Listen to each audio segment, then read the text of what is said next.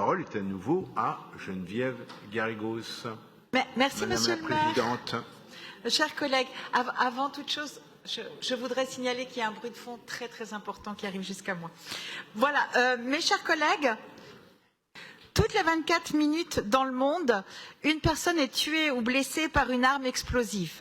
Parmi ces victimes, 90% sont des civils, 4 sur 10 sont des enfants. Oui, nous le savons, les premières victimes des conflits sont les civils. Blessés, amputés, handicapés, les civils touchés par les bombardements et par les engins explosifs sont marqués à vie par les conflits. Victimes d'une stratégie de destruction qui, loin de les protéger tels que prévu dans les conventions de Genève, imposant de ne cibler que les objectifs militaires, ils sont parfois même directement ciblés, comme le sont les hôpitaux, les écoles, les marchés. Parmi les armes les plus invalidantes, les mines antipersonnelles, les bombes à fragmentation, qui longtemps après la fin des conflits restent tapies aux abords des chemins, dans les champs, cherchant leur mortelle cible.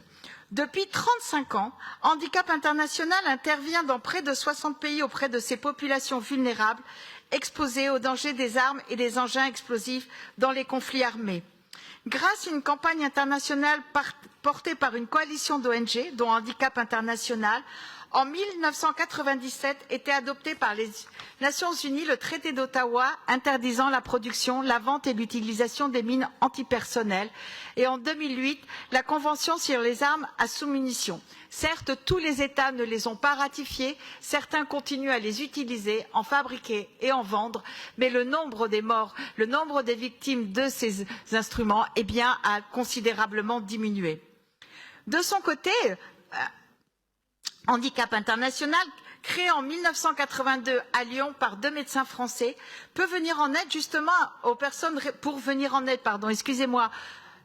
en aide aux personnes réfugiées dans les camps en Thaïlande et au Cambodge dans les années 90. Elle participe à la coalition qui aboutira à ces traités, je vous l'ai dit, et pour sa contribution à la paix dans le monde, Handicap est co-lauréate du prix Nobel de la paix en 1997.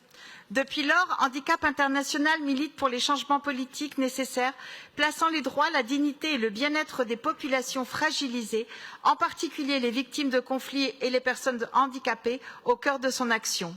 Aujourd'hui, après Lyon, siège de l'association, et Munich, c'est Paris, capitale des droits humains, qui a été choisi par Handicap International pour porter avec force son plaidoyer.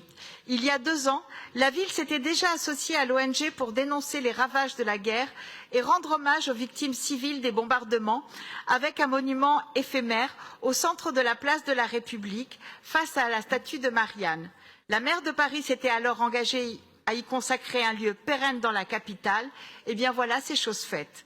À l'instar de la tombe du soldat inconnu, Paris veut aujourd'hui rendre hommage avec une fresque murale et lumineuse en mémoire du civil inconnu à toutes les autres victimes de la guerre, hommes, femmes, enfants tués ou blessés lors des conflits. Elle sera réalisée au printemps prochain et installée dans le 20e arrondissement, au cœur de l'espace public, visible et accessible à tous les Parisiens et les Parisiens. Et alors que nous commémorons les 11 ans d'une guerre extrêmement meurtrière qui a fait 230 000 victimes civiles en Syrie, permettez-moi d'inviter à ce conseil ces jeunes Syriens et Syriennes rencontrés dans des centres de soins clandestins à Amman, paralysés à vie par des snipers dont les tirs ne visaient pas à tuer, mais bien à détruire à feu lent.